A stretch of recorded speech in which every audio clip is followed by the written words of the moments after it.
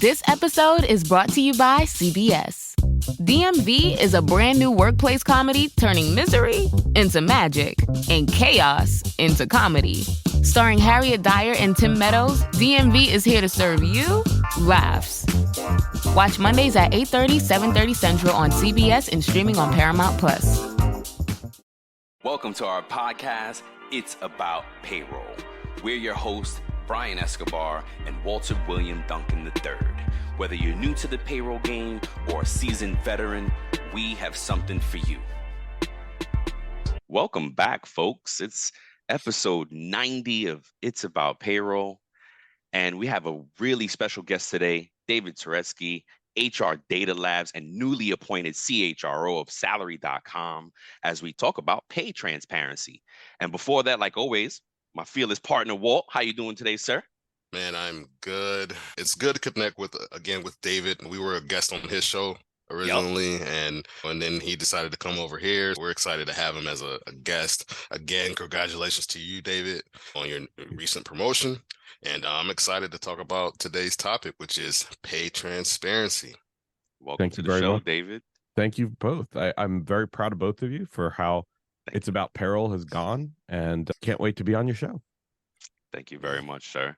Yeah, we were just talking before we started recording how long we know each other. David and I came across during work, just doing work stuff in payroll world, and one thing led to another, and I discovered him, and he mentored us, and it was just an amazing ride it's been for us. And to be able to have David on the show right now is truly an honor for us. Thank you. So thank you. Yeah, we'll jump right in, David. So we're talking about pay transparency. Can you tell us what that is and what that really means to payroll? This episode is presented by TimeTrakGO, the simply better employee time clock software that is going to make your life easier. In addition to the unique graphical employee time card that helps you quickly identify and fix mistakes, TimeTrakGO is excited to announce it's now compatible with QuickBooks Desktop, providing effortless data transfer and reduced errors. TimeTrakGO will not only save you time and money each week, but the easy to understand user interface and the ability to turn a tablet into a time clock will get you and your team up and going in just minutes.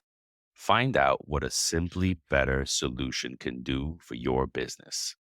To learn more and sign up for your 14-day free trial, go to www.timetrakgo.com. That's www.timetrakgo.com.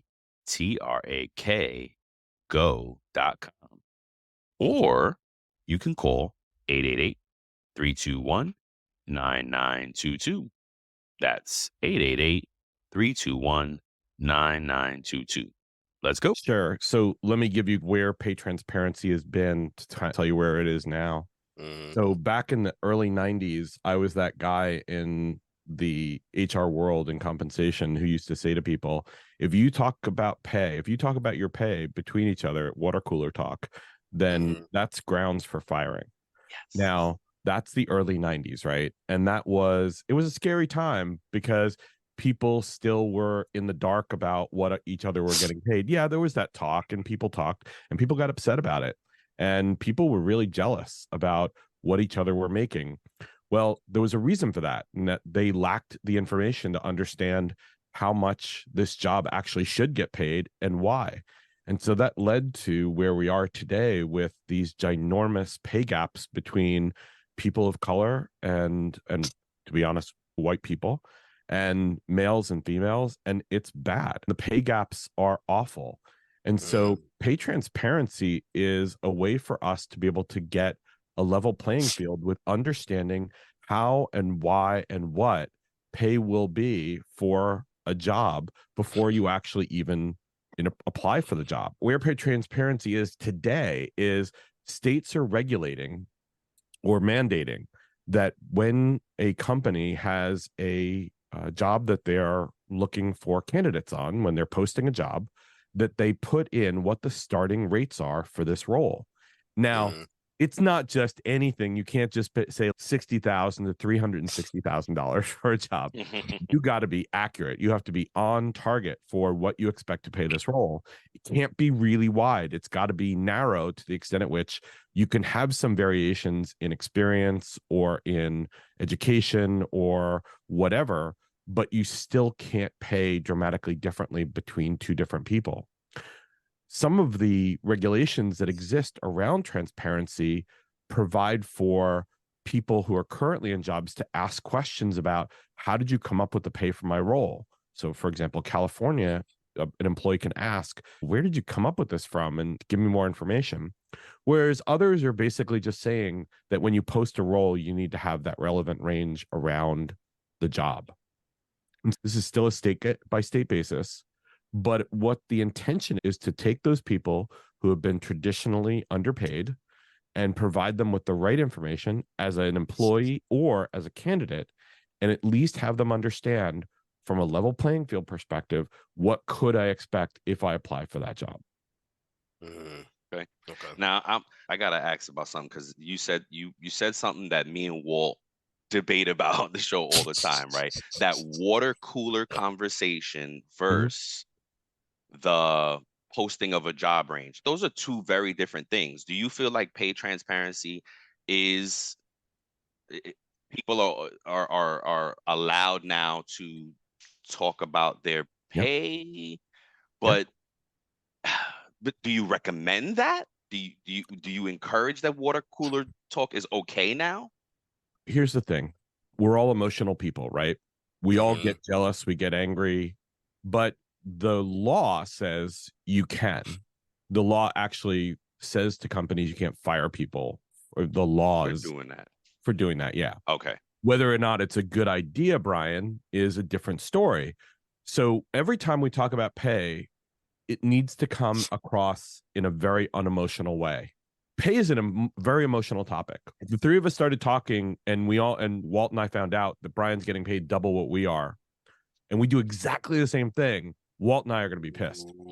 Walt, we're going to say, how is it that Brian got that? Brian's relatively new in his job. Brian just graduated college or just graduated high school. And you know what? Tell me the reasons why. We're going to get mad. That's not the place where this is intended to address. What this is intended to address is that the three of us talk to our boss or talk to HR from an emotionless perspective, and we find out why it happened. Now, that means that companies, and this is the second part of what I want to discuss, is companies need to react by being able to educate employees and managers on what does all this stuff mean and why does it happen. Now, to the point where we discover that Brian gets paid double, what Walt and I can do is go to HR and say, hey, I know that Brian just got hired and Brian's getting paid double than us. The market must have shifted. What are you going to do for Walt and I? And the correct answer is, well, we're working on a plan to get you guys market adjustments to get to where the market is today. Because the worst thing that could happen is Brian gets in, he's double us, and then Walt says, I heard Brian gets paid double, I'm leaving. Yep. That's one of the things that is the downside of this. But what will happen is companies are going to start to do their own research. They're going to create rules. They're going to educate the workforce and managers and be able to provide those mechanisms necessary for Walt and I to get paid more over time to get us to where Brian is.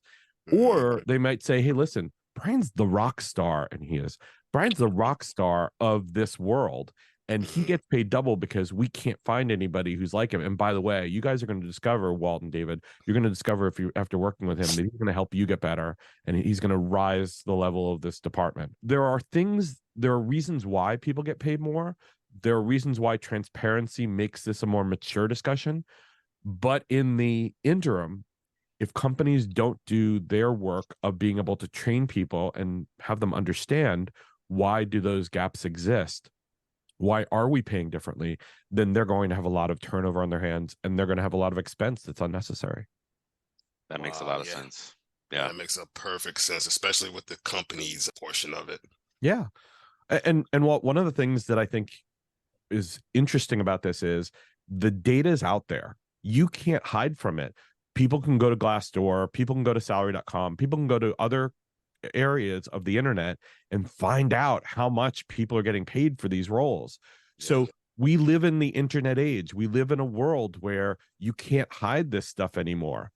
And to be on the other side of it and to be proactive about it and to be honest and open and transparent, that's where we've got to go, because those pay gaps that exist have got to get broken. We've got to stop paying women of color differently than men just because. And I was thinking about this before I came on. I'm like, well, it's not just the posting that's the problem.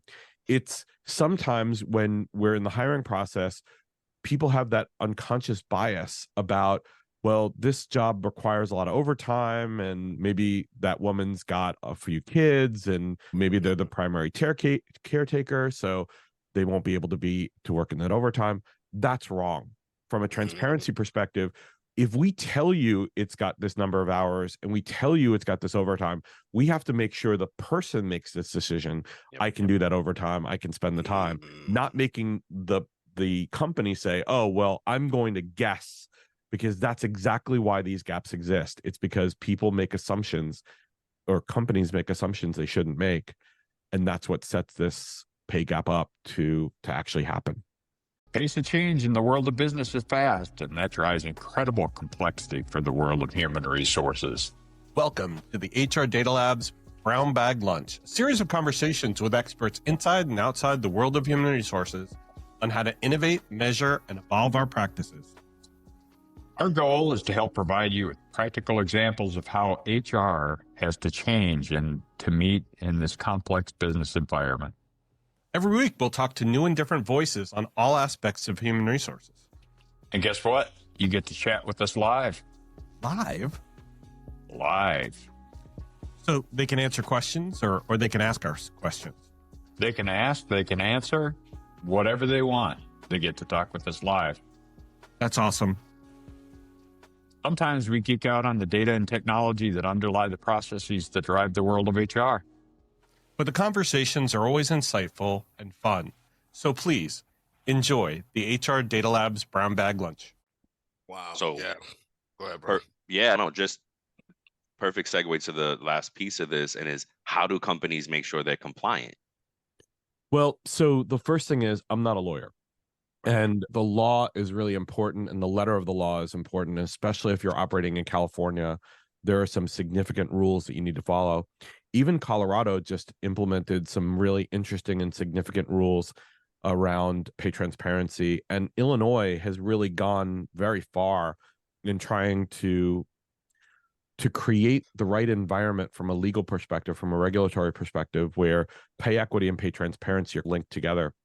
And so the first thing that you need to do is talk to your legal counsel and find out what it is that's there from a legal perspective, and where you're operating, you may not be operating, but you may be hiring people. So if a company is in Delaware, but they actually have employees, or they have candidates who are in California, they still need to satisfy the regulations in California for those California employees or those California candidates. You can't hide yourself by saying, "Oh, I'm Delaware. I don't have to deal with that." You do. And what my suggestion is, try and choose what I like to call the lowest common denominator.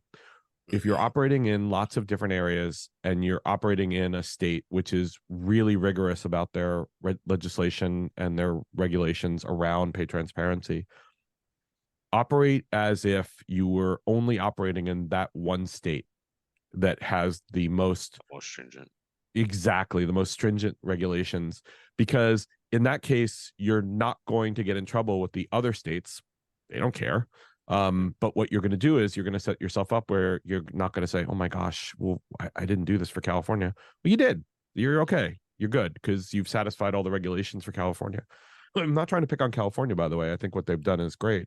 Yeah. But pick the state that's I don't want to say the worst, but the most stringent, to your point, most stringent, and do that. Then the next thing is figure out how you're going to implement this from a transactional perspective, from a posting jobs perspective, from a education of your managers and employees perspective. Tell them why you're doing this, because to the point you made before, and we were talking about, if you have people who don't understand and they see the information that you're posting and they say, well, that's more than I'm getting. If they're educated, then they'll know, yeah, I'll take care of you. We're going to get there when we go do our merits and we do a market adjustment.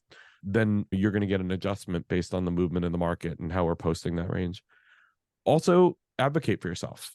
Yes. Do the education, understand what the posting is online, make sure that your skills match the skills in the posting, and then basically say, hey, listen, you posted that job. I do that job. Those skills are my skills. In fact, I'm even more than that. I'm doing the job today and I do it in an exemplary way. Yeah, I can't talk this morning. So why am I not at that level? Be that advocate for yourself and actually put it out there. You're not going to get fired for that. In fact, one of the regulations around transparency is employees can ask and can talk about their pay and not worry about the reprisal on it. Now, again, it depends on the state, but you need to make sure that you and your manager and your HR team can talk about this and have the constructive conversation in an unemotional way. And I got to emphasize that. Don't come at this and be angry. Don't come at this and be mad or sad. Come at this factually. Do all your homework, have all your numbers, have all of your performance evaluations. They're going to as well. And be able to come at this in a business case. Here's why I think I deserve what you're posting online. Yep. Yeah, you said it. That's something that Brian has always articulated to me ever since I've known him and I work with him. He's always said you need to make sure you have a bulletproof business case when you're presenting something, anything, let alone your pay. Exactly. So yeah, great stuff, David. Did you have any other questions, Brian? Yeah, no, well, I don't know about a question, but I did want to say this. That hit a nerve for me because, like you were saying, well, we talk about this all the time, and I missed out one year on a performance review on what my bonus would have been that year because I wasn't prepared to talk about salary. Like I wasn't prepared to talk about what I did for myself that year. And we joke around. It was like my boss was like, "You had a good year. You didn't have a great year," and I lost out because I had just implemented performance evaluations in ADP that year. So I was like, it's a Herculean task. I just did by myself for 3,000 employees. I was like, how in the world? What? Yeah. But and I just chalked it up. I just wasn't prepared. So I advocate for that for all the time. Like we have to keep that running list of why we're good, advocate for ourselves. Those little feathers in your cap, you actually need to tick and tie and document them so you can have these conversations with your boss on the spot. Or if now with pay transparency, you'll see these type of things and you'll be able to go and have the conversation. I also struggle with this as a payroll person, as an HRIS person that protects data, right? We are the guardians of this employee data. Right. That's where I have a problem with pay transparency because from that transactional side, there are no two exact employees and how their net is worked out and what those calculations look like. Different. Every scenario is different. So I struggle with, you can talk about pay. Okay, you may be able to do it for this, but please be careful. Now I have to restructure how I'm advising folks. Yeah, we can talk about pay, but the calculations and the net and those nitty gritty details is where the devil's in the details. And that is where it can be apples and oranges. And then David, that's where I struggle. I think it goes back to what David was saying about the education piece. And I think that could be emphasized by the employer and let them know off rip, hey, everybody's end result, the net pay, is going to be different, potentially different based on their scenario. Now, I feel the part that they can talk about is the base gross salary, right? I think they can talk about that. If we do the same job and we have the same experience, similar experience, we should be able to talk about, hey, I make 45,000, you make 45,000. We should be able to talk about that. Or you make 48 and I make 45 and we do the same exact thing and I've been here longer.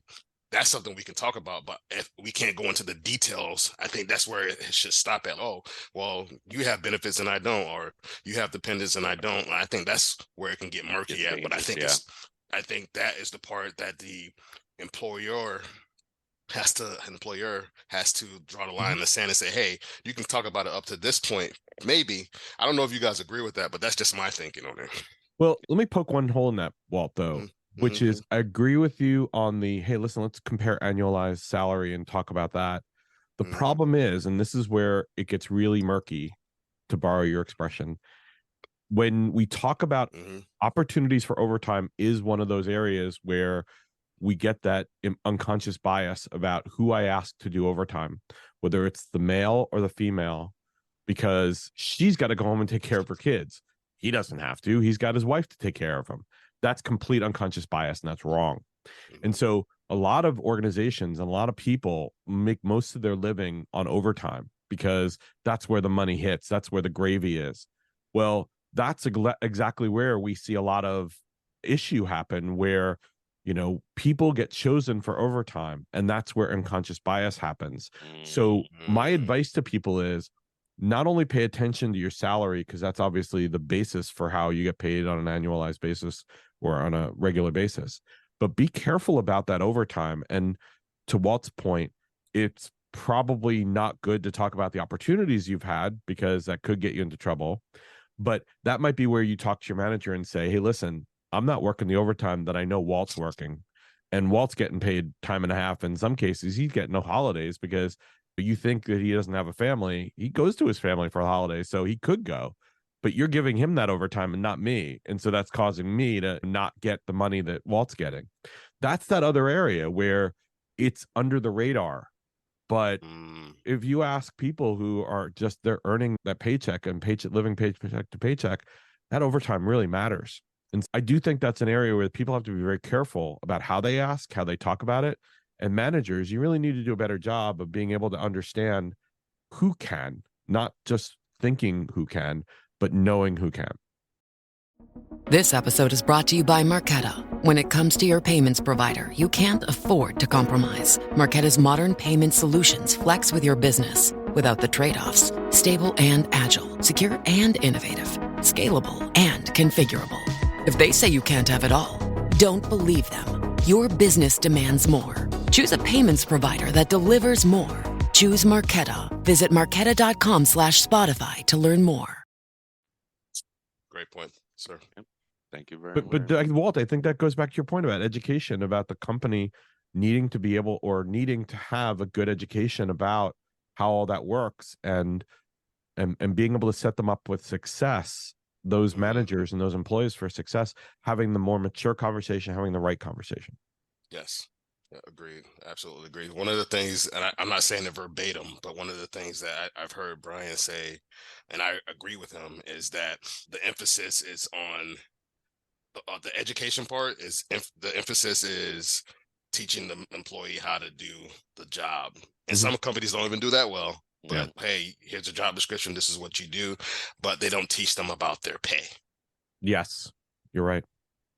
And we all know that payroll, and again, you guys love payroll. I'm not going to beat on payroll, but we know sometimes when people get their paycheck that it's not exactly obvious as to how and what is on there.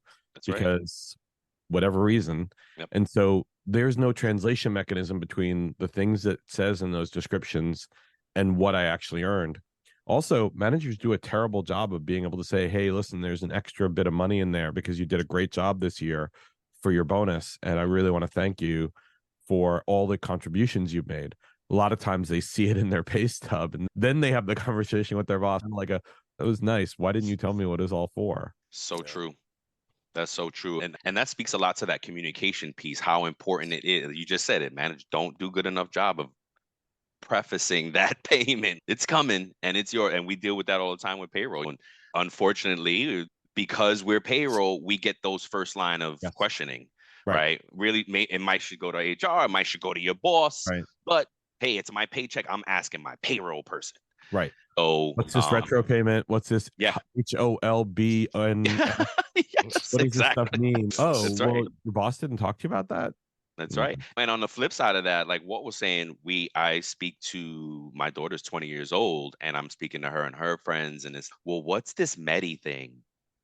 And what's this? Yeah, they thought it was, so there's so much opportunity there that we got. And with pay transparency and with shows like this and HR Data Labs, we hope to fill those gaps of just education and just teaching folks. Yeah.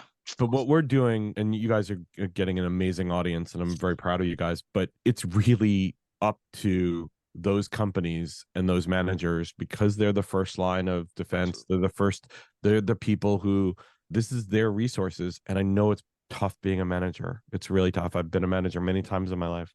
Manager again. Yeah. You got to do a good job of being able to protect your people and make sure your people understand everything that's happening. Yeah. Well said. Well, anything else before we jump into this or that? No. As we near the end of this episode, we'd like to extend our heartfelt gratitude to you for listening. Before we sign off, here are a couple of quick things. Don't forget to follow It's About Payroll on LinkedIn and It's About Your Paycheck on Facebook and TikTok. We love engaging with our audience, and you'll be able to receive exclusive updates and behind-the-scenes content. Thank you for being a part of our payroll community, and thank you for being a part of this journey with us. Until next time, keep learning, keep growing, and most importantly, keep going. So, David, we got a game that we're starting to play with our guests. It's just questions, some fun questions, this or that. You pick one or the other. All right, I'll start a few off. Direct deposit or live checks? Oh, direct deposit. Definitely. All-in-one pay solution or HCM or tech stack? Oh my God. Before we move on, I need to let you know about my friend Mark Pfeffer and his show, People Tech. If you're looking for the latest on product development, marketing, funding, big deals happening in talent acquisition, HR, HCM, that's the show you need to listen to. Go to the Work Defined Network, search up People Tech, Mark Pfeffer. You can find him anywhere. Oh, yeah. Old days would have been tech stack. Nowadays, all in one. Yeah. Wow, very interesting. Hockey or football? You see my helmet right there? Hockey. A goalie, dude. Who's your team? New York Rangers. Yes, sir. At that I caught in the background. I see the NY Rangers. That's right. Excel or Google Sheets? Oh, Excel, hands down. ADP or Paychecks? I got to go with the mothership, ADP. That's right. So, Walt, you want to finish it out? Yeah. Yes. All right. So I'll say the last four. Cash or crypto? Cash. Crypto. Yeah, no, cash, definitely. Cash. Yeah. Movie theater or streaming? Streaming. Okay. All right. Should payroll sit in finance or? Let's let finance have it. Wait. So this is an interesting end, right? Because we just learned about a stat that said that although the functionality, there's little change, right? It's the customer service that's impacted. When payroll sits under finance, the customer service suffers. Yes. When it's right. I did that, and it made sense, right? Because finance is very black and white. Right. The example they use, right? Exactly. Yes. And that I thought was something that we need to pay attention to. That was awesome. Yeah. Thanks for playing that, David. We had my pleasure. That you was guys are awesome. Thanks, man. Thanks. Likewise, that was really man. great. Any last thoughts, David? What would you tell a new HR payroll person coming in? What kind of advice would you give somebody new? We need young people to get into payroll and HRIS. What would you tell them? There is no better place in a company right now to be than in human resources and payroll. The company runs on their people. A company cannot exist without their people. And so often HR and payroll have been thought of as afterthoughts, cost centers, and a need to have. And too often it's overlooked. But nowadays people are understanding that HR is a great career choice because you can touch on every part of the business. You can impact every part of the business. You can get respect from every part of the business, because if you're a professional and you're learning and you're trying to help the business out the way they need help, then there's no better place to be than the center of it all, where the people are the most important resource, and that's HR and payroll. And I'd say if you have a career choice to make and you think that you don't have any good skills to bring, but you're a really good people person, you understand numbers, there's no place better than HR and payroll. That's awesome. Well said. Thank you. Thank you very much, David, for sharing your knowledge with us today, for joining us today. Man, we so appreciate it. It was an honor to have you. Love you guys. You guys are Love awesome. you too, man. Thank you for everything you do for the world of payroll and HR. You guys are awesome. That means a lot to us. Thank you, sir. Thank you, sir. All right. All right. Thanks, folks. We love you. Have a good one. Thank you for tuning in to It's About Payroll. Until next time, keep learning, keep growing, and most importantly, keep going.